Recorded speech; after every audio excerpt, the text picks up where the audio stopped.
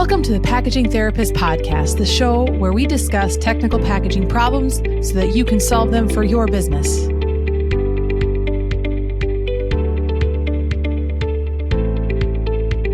Hi, everyone. Thanks for joining us at the Packaging Scholars Podcast. Today, I am joined by Deepak from NatureWorks.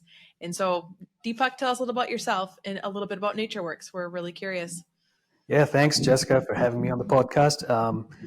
I'm an applications development engineer at NatureWorks, and for those of you who may not be familiar with the company, we're based in Minneapolis. Our plant is in Blair, Nebraska, and we are a global supplier of polylactic acid resin, or PLA as it's shortened to usually. We have one plant in Blair, like I mentioned, and then the second plant, very excited to share that it's coming up in the 2025 time range in Bangkok, Thailand. Fantastic. And so we did a previous podcast with Andrea, and she was more on the rigid plastic side of NatureWorks, whereas you and I today are going to talk about the flexible space. So I think a lot of folks would think of NatureWorks, if you're familiar with PLA, kind of started in the rigid category of offerings, and now you have resins that can be applied towards flexible packaging as well. So do you want to talk a little bit about that? Sure, yeah. If we can maybe back up a second, I mean, NatureWorks does supply resin into a variety of applications, and it's been doing so for a little over 2 decades now, which grand scheme of things with plastics is not that long, but for biopolymers, it is quite exciting.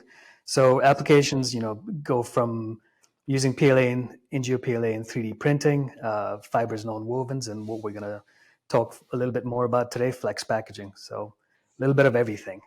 Yeah, that's fantastic. And so can you explain a little bit about the differences between bio-based and flexible, conventional flexibles?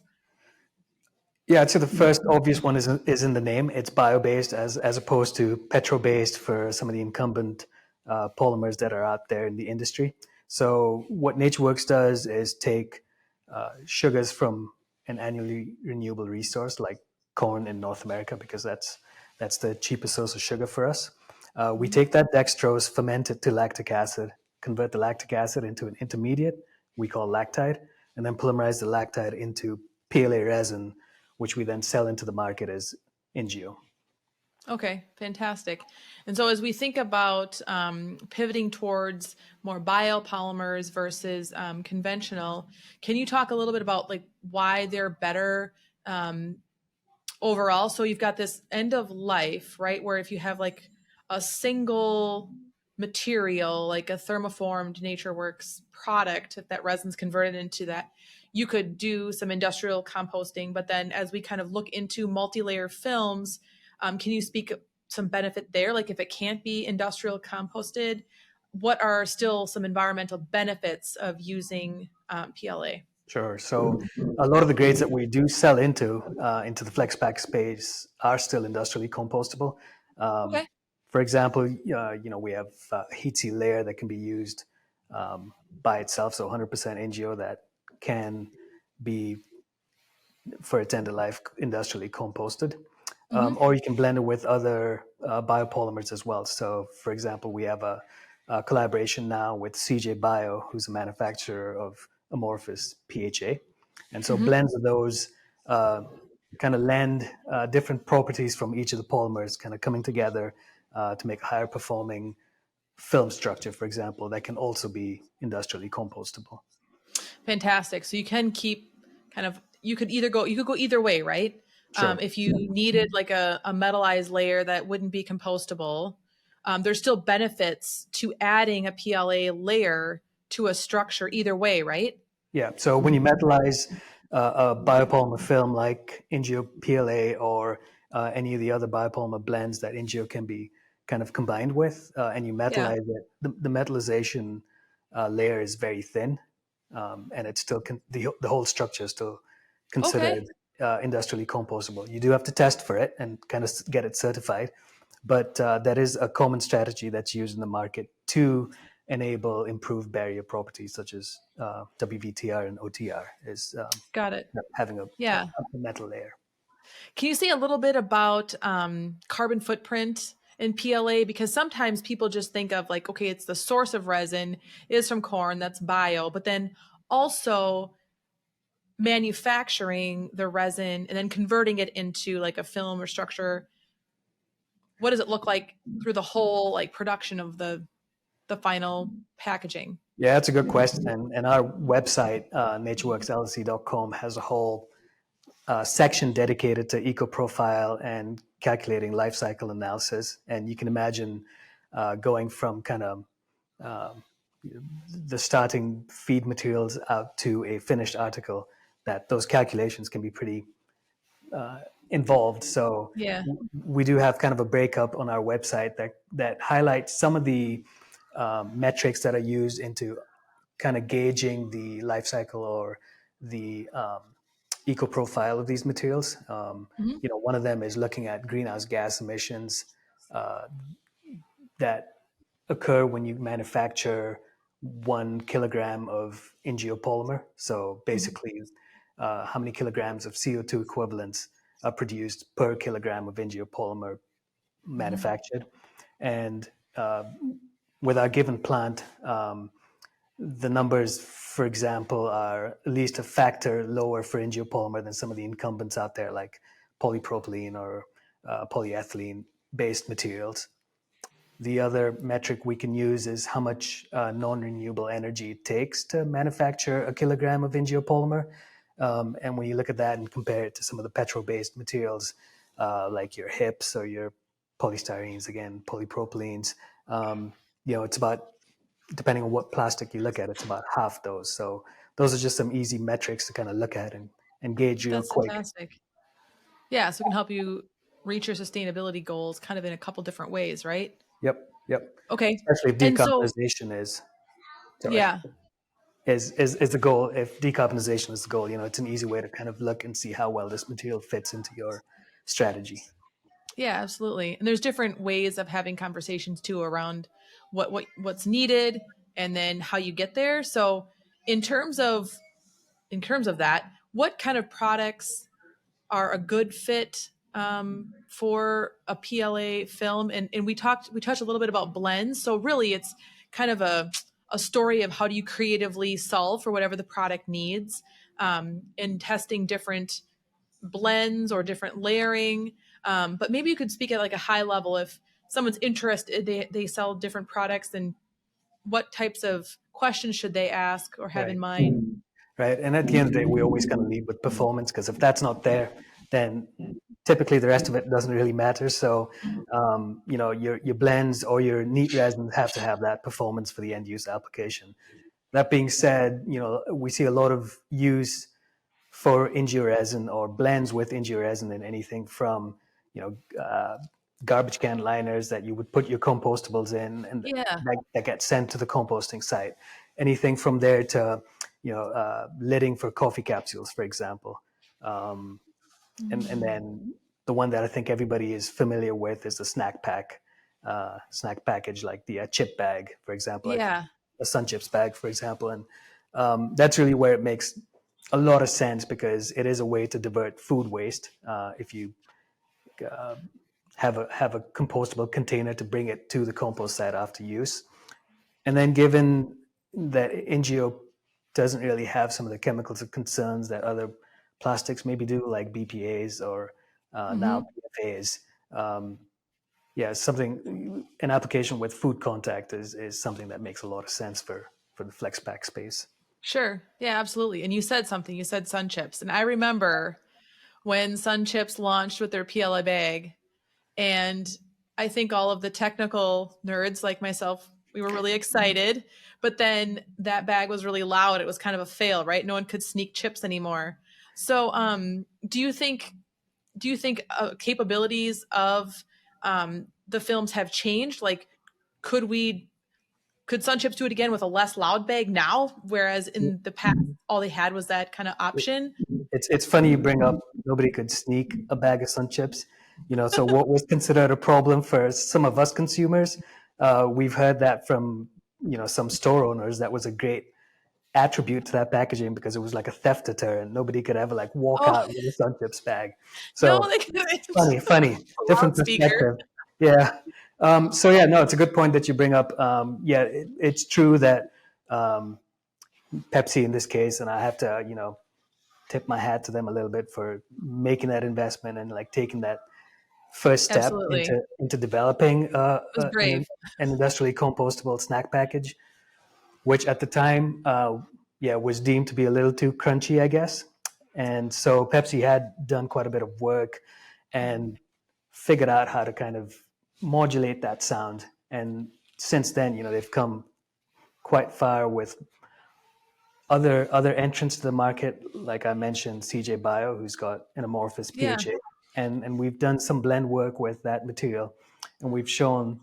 And I should have brought a film sample with me to show you the difference in sound. Yeah, that would But be fun. yes, you'll just have to take my word for it. But Yeah, it's definitely a much more muted sound compared to unmodified PLA. So yeah, so there's been advances. yeah, for sure. There are definitely improvements and different technologies and approaches to solving that one what some people thought was a The problem. audible, right? Yeah, They need to use like for animal treat bags or something, so the animals, like the pets, can hear their treats are yep, coming out of the jar. that's right. Okay, so we touched a little bit about on again like about different blends and things, and you kind of mentioned performance first, and so say a little bit about how these films can be um, closely aligned in terms of performance characteristics with the conventional film. So I think in some cases, you could have parity in performance depending on what the application is. But again, it is a different polymer than say a polypropylene. So there is a little bit of a learning curve as to how to process it and what needs to be tweaked to get the final performance. Um, it is a bio-based polyester, so it comes with its different set of operating parameters, for example. Um, Yeah, so I think it all depends on what the final use is, the performance requirements, and sure. things available to kind of make sure it fits those critical product needs. Okay.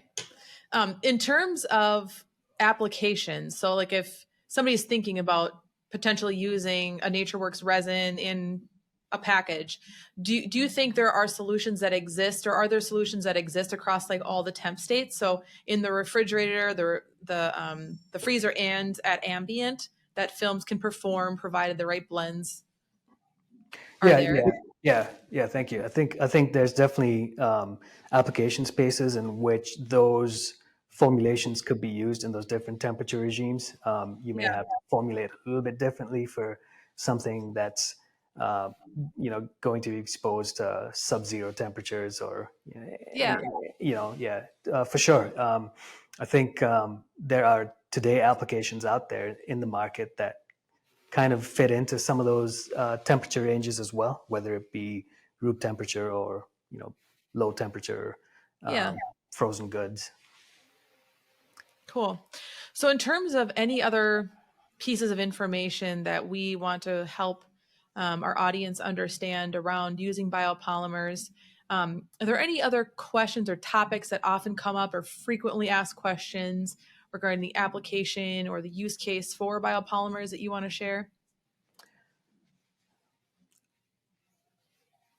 I think other than just the on the front end, kind of how you process biopolymers. That's always a big question for the market, and like I said before, there's definitely a learning curve. Not unmanageable, but if you're consistently processing a polyolefin, switching to a polyester is a little bit of a shift in how you process that material, but it does get Yeah, run on existing lines with a few tweaks.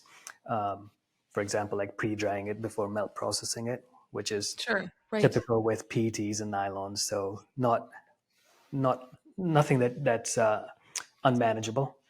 Mm-hmm. And then I think the other question that comes up quite a bit is kind of optimizing it for existing equipment.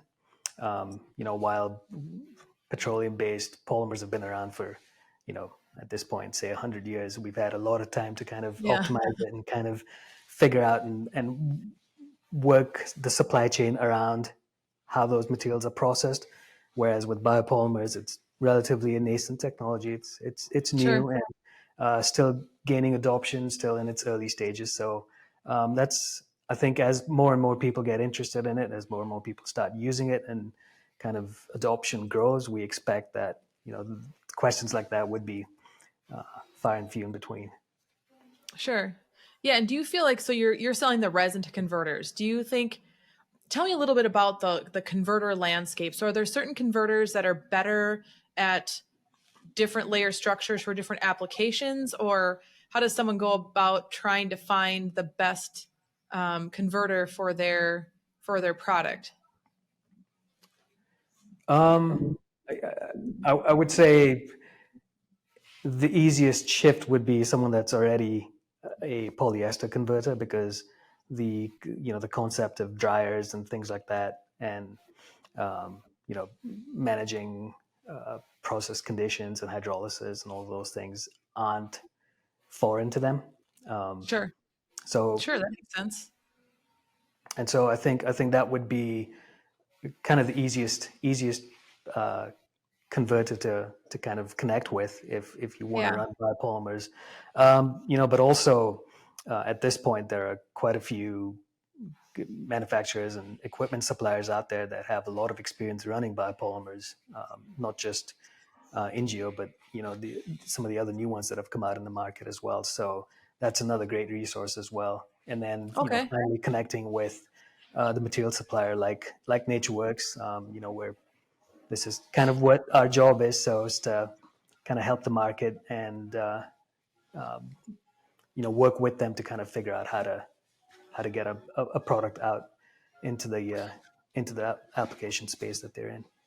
Okay, fantastic. So NatureWorks could be kind of that hub where you could help connect if they need a new supplier, for example. You don't want to just Google, right? You want like someone to help you kind of guide Sure.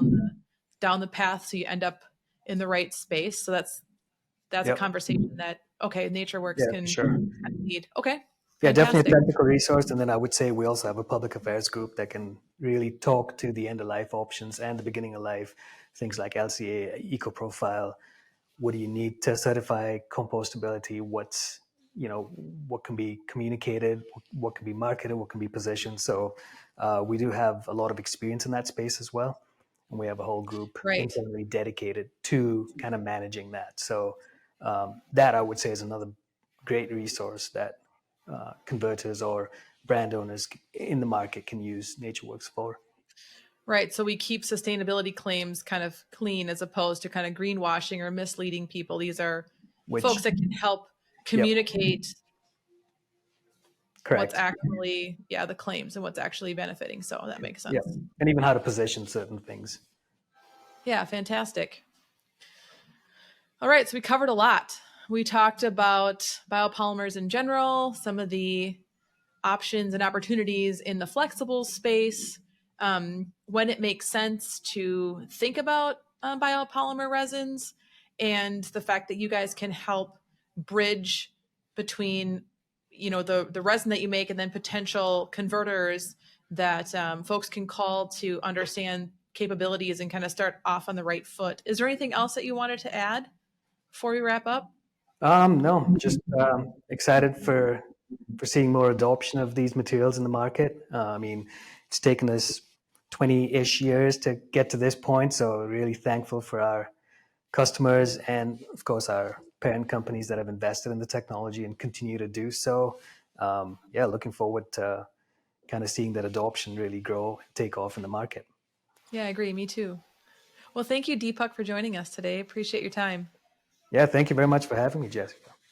All right. And if anyone's curious to learn more, contact information will be in the show notes. Have a great day. Bye. Thank you.